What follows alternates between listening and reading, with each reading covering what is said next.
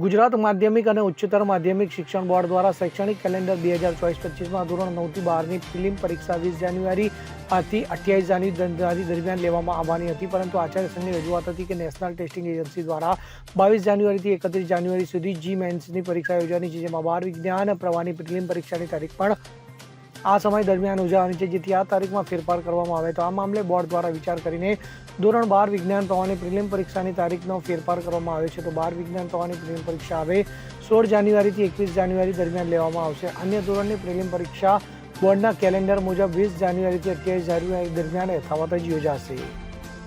Bureau report, CN24 news.